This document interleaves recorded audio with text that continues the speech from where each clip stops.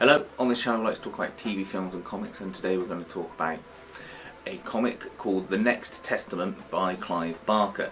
This is written by Clive Barker and Mark Allen Miller, and it follows the story of what would happen if God came back to Earth.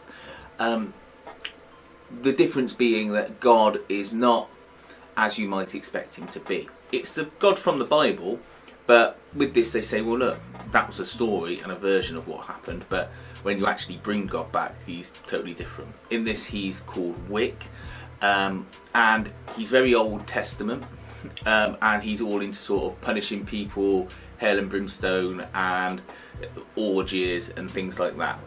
And it's not quite what the person who brought him back thought it was going to be like. But that's because he's a god.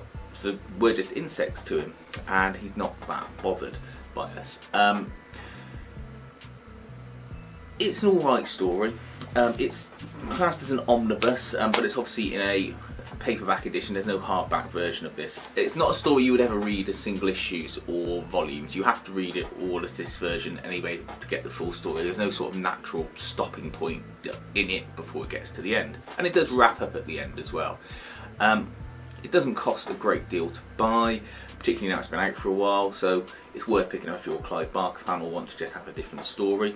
The artwork in it is good. It's not my favourite artwork in the world, but it's certainly clear. You can understand exactly what's going on. The way they represent Wick is good because he's all full of colours and rainbows and things like that, which make him stand out. And it's all against a black background.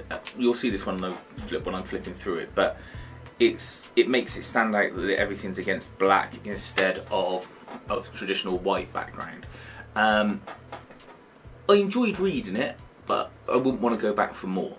I think it was a shame that if they're going to produce it just in this omnibus format, they didn't just bring it out in hardback and just do it as a deluxe book.